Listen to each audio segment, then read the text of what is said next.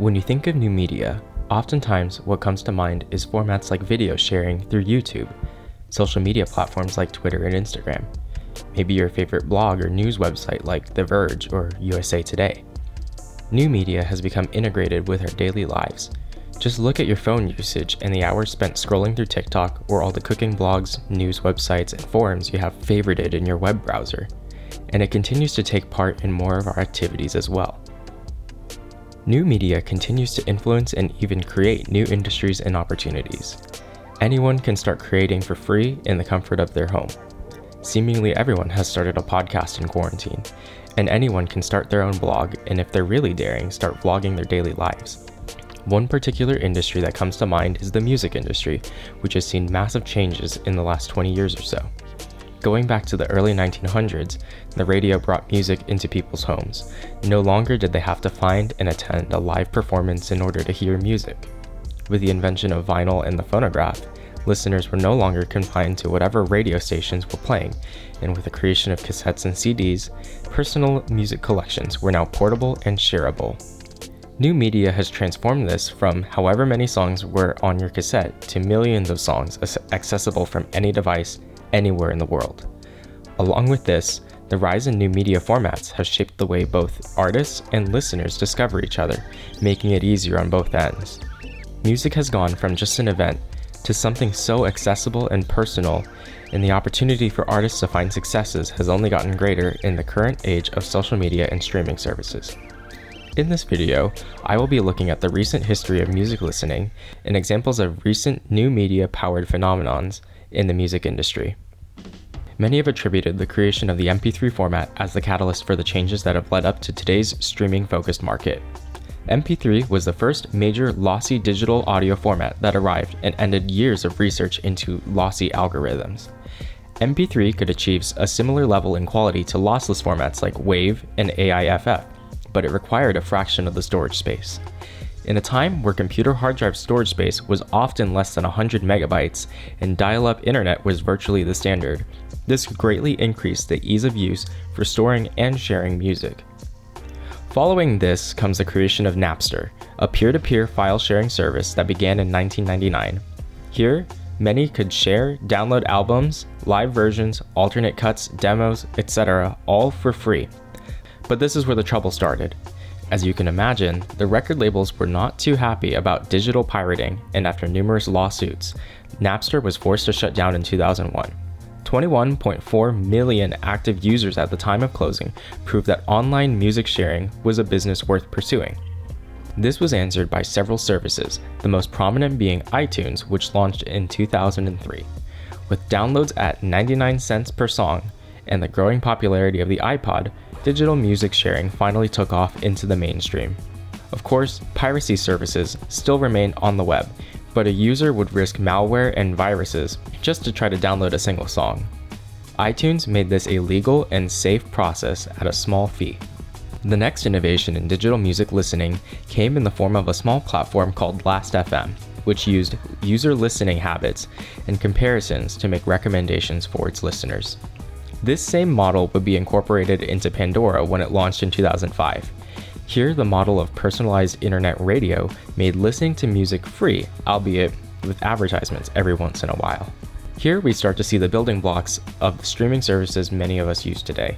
In 2008, Spotify launched in Europe and combined several innovations seen in the past: lossy audio file formats, recommendation-based algorithms, as well as a freemium and paid model. The platform also brought along higher quality audio streaming options as internet speeds became faster and storage got cheaper. Other relevant platforms to the current music scene, Bandcamp and SoundCloud, launched the year prior to Spotify. With the former, any artist could release music and receive payments or donations without the need for a record label. On the latter, users could upload their own music to be streamed by users for free. Apple Music joined the scene in 2015, in addition to several other players within a few years, such as Amazon Music, Tidal, and YouTube Music. Today, the majority of listeners are subscribed to one of the major streaming services. With access to millions of songs from all over the world at the cost of about $10 a month on any computer, phone, or tablet, music has never been more convenient and personal. The music industry is a very different place than what it was 20 years ago. Sales of physical mediums have been trending downward for almost 10 years now, with streaming and digital formats at the forefront. Labels no longer have as much power as they used to, with the successes of independent artists on new media platforms, helping to lower the barrier to entry for a music career without the backing of a record label. Streaming algorithms and payouts means that some artists have restructured their music for better streamability. Songs are becoming shorter, artists are introducing the chorus right away at the beginning of the song, and albums are becoming longer. More streams equals more revenue, and thus many have chosen to follow these techniques or discover them on their own. Social media has played a significant role, allowing artists to almost advertise themselves without the need for billboards, press runs, and interviews. These platforms also play a role in how new listeners discover their music. Friends may share songs through social media or discover new ones through browsing and algorithm-based recommendations. Music videos and other content apart from the album are now more relevant and accessible for fans. With these significant changes in recent new media history, the music industry as a whole has seen changes across the board. One of the first major changes that has occurred is the increased discoverability for artists across the world. I'm sure by now you've heard of K-pop, and maybe even followed the genre or a specific artist. Never before in the US music market has there been such a breakthrough from international artists, and new media formats have fueled this rise. K-pop started gaining international traction in the late 2000s and early 2010s, but many cite 2012's hit Gangnam Style as the breaking point. Gangnam Style became a cultural phenomenon on YouTube, spawning numerous parodies, shares, memes, and content centered around the song and music video. Through social media outlets, news articles, etc., everyone had pretty much seen the music video, as it became the first YouTube video to hit 1 billion views. With the idea of K-pop and an increasing interest in Korean media, new groups and artists were met with ever-growing US English-speaking interest. The dedication of these fans to not only connect through social media, but also translate every song, news article, music video, interview, etc., quickly increased accessibility to the genre and has resulted in the successes of artists today like BTS and Blackpink. New media has allowed individuals easy access to their content, brought them new connections in online communities, and as a result has turned them into die-hard fans. Before the digital revolution, one's music knowledge was limited to whatever they could get their hands on at the record store, whatever their friend recommended, and whatever the radio stations decided to broadcast, whereas now, the power is in the hands of the listener to go out and find new music from any genre and any language they want.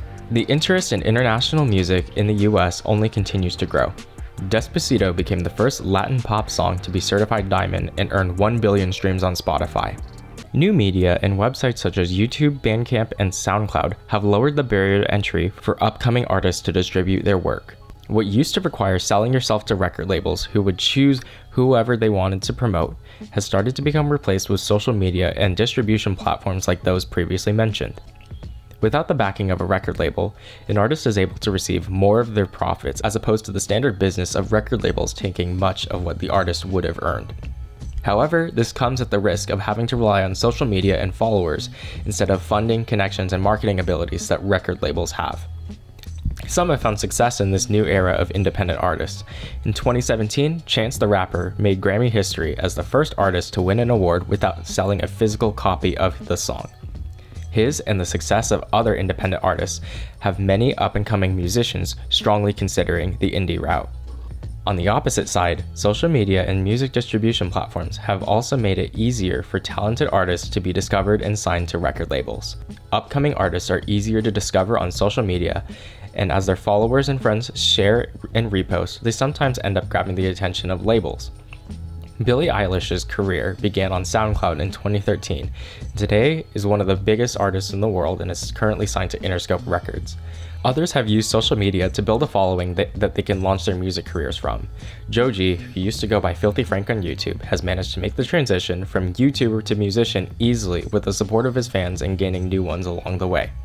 Social media, particularly YouTube and Vivo, have also reinvigorated the concept of a music video, turning them into things of spectacles. Some artists create songs that are more effective with their accompanying music video. Take Childish Gambino's This Is America for example. The music video's performances and visual references give the song a much stronger and more apparent meaning that the listener might not have picked up through just listening to the song.